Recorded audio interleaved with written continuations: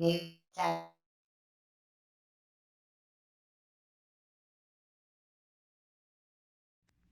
everyone, it's Andy Tech with Check New Tech, and today I want to talk about another TV streaming device. I know you're probably going to be like, there's a million in the market, we've seen so many, why do you want to talk about a new one? Well, I want to talk about a new one because it just came into the market recently. It's a 4K device, it has an Android OS, and it has a voice control remote.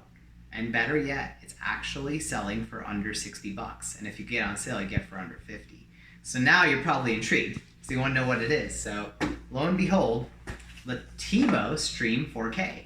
This is a fairly new device. It hit the market less than a month ago, and it has a lot of cool features. Like Chromecast is built in, it has Dolby Vision, Dolby Atmos, voice control remote, which is really neat for such a low price, and it runs off the Android OS. So you could put all your favorite Google Play Store apps right onto this device. It is supposed to be really fast. So in reading the reviews, they actually compared it to the Amazon Fire Stick 4K, not the 4K Lite, the 4K, which is pretty good for what it's giving you. It also has a full remote, which is really neat. Most of these have really tiny condensed remotes. This actually has a full remote, just looking at the picture, and it works with Sling. So as you know, TiVo bought Sling, and they're collaborating, so they want to create their own device for you to use Sling rather than have you buy, let's say, a Roku or a Fire Stick, or just use it on your smart TV.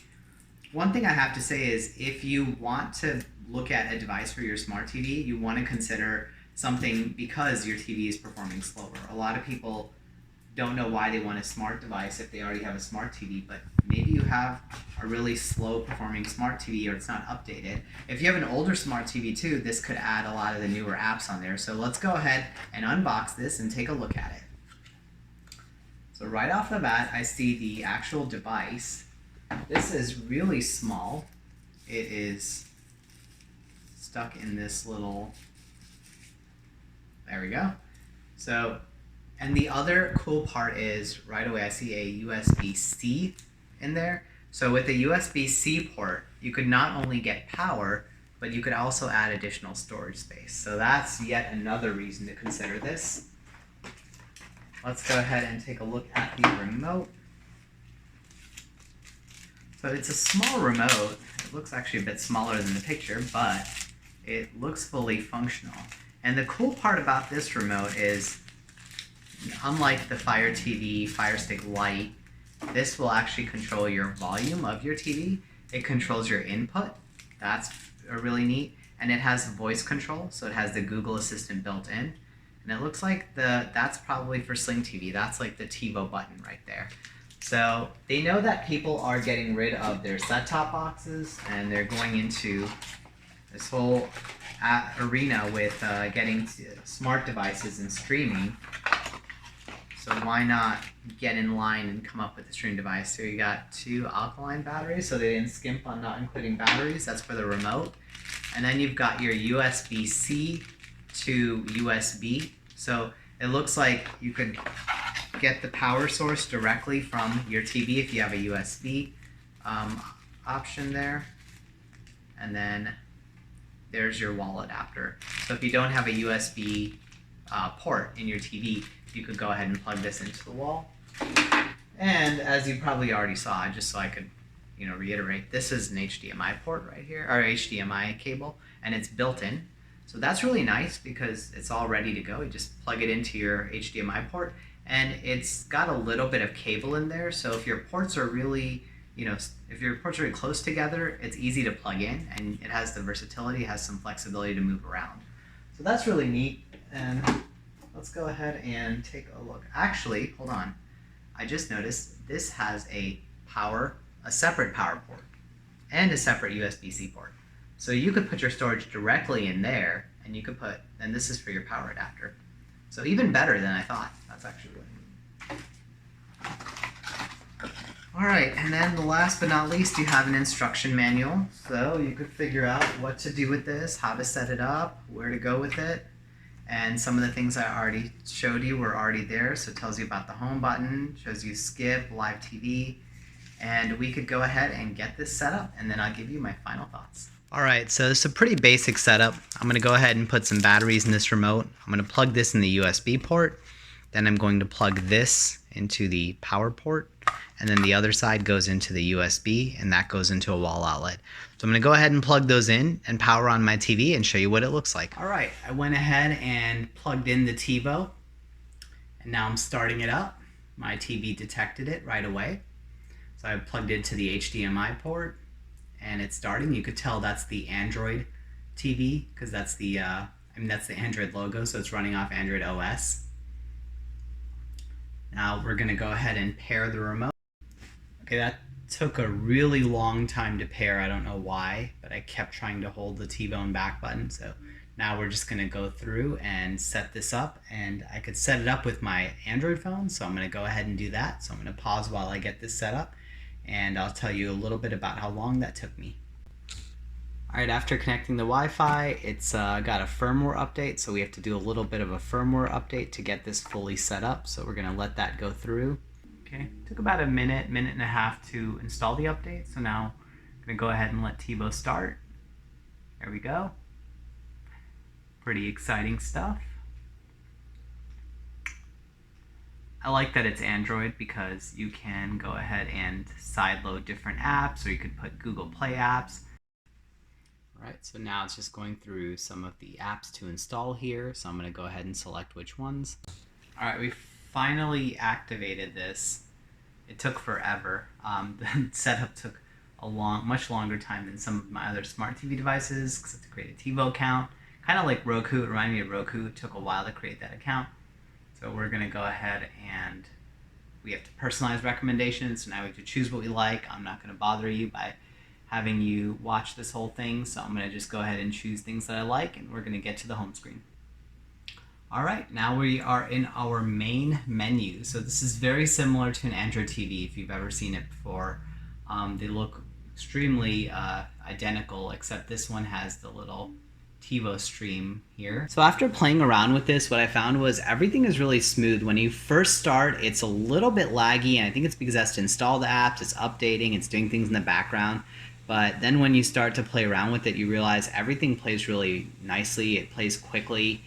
Like if I want to go to Netflix and play something, then I want to go back. There's a back button and a home button. So this is the actual home button, and this is the TiVo stream.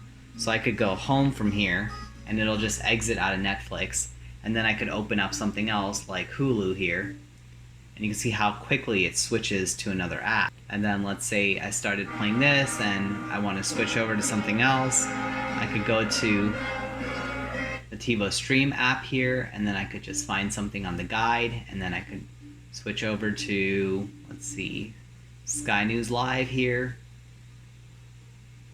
and that will open up Pluto. So you can see the transitions are not bad with this. I mean, sometimes it takes a few more seconds, but I mean, it plays fairly quickly, and there you go. As you can see, the latest with Elsa, we continue You've got to see this already system make playing its way in here. through just to the south. And then let's say I want to go back, and I want to use voice control. I could just use the little assistant button, and I could say, open Netflix. Opening Netflix. See, then you got Netflix opened up really quickly, so it's very responsive. That's what I like about it. I thought for the price this might be super laggy and slow, but overall I love this, and I like how it searches among different services. So when I go back to TiVo Stream here, I like that I could just use one button. It makes it so convenient, and it leaves the apps open so you could fast switch. So here you got Hulu. So it asks you what services. That's what it asked me before. So I have Prime Video, I have Hulu, I have Netflix. So based on those, it shows me all the options, and I could watch it from 2 different ones, actually 3 here. So you could see Prime Video, Google Play. You could buy some of them. You could actually watch them for free. So it gives you the option of renting if you don't have the service, or you could just watch it on your service. And then the cool part is too, it's integrated into the main menu. So when you go down here, you'll actually see TiVo Stream here, and then you'll see Netflix. You'll see TiVo Stream, Google Play, Stars, Tubi, Sling. So a bunch of different options, Fox Now.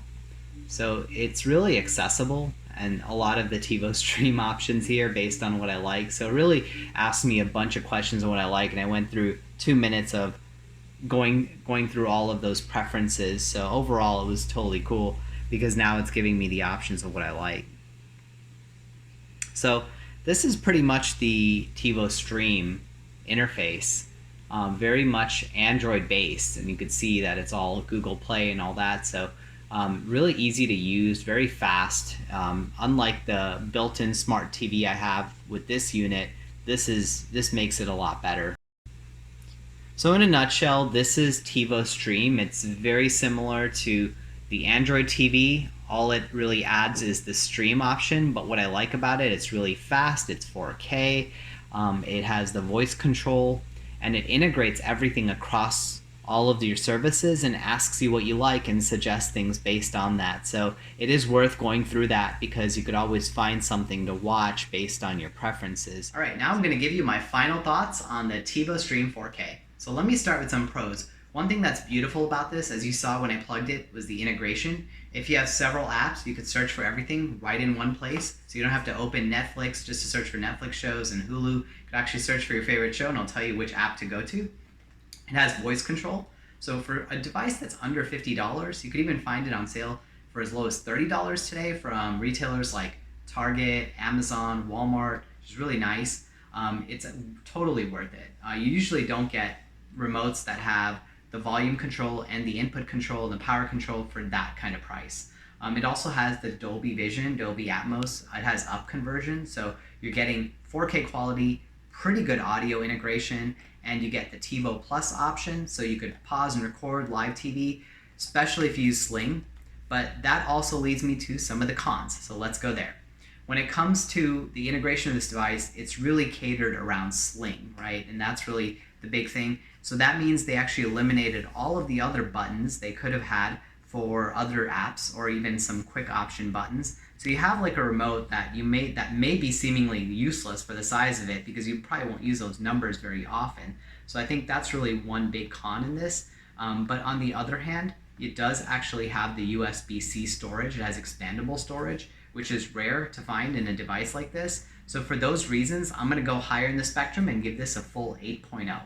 I hope this helped you make your decision on whether you should buy the TiVo Stream 4K. If you like my video, please hit the like and subscribe to my channel where you'll get updates on new videos as I post them. Thank you for watching. This is Andy Tech signing off. Check new tech.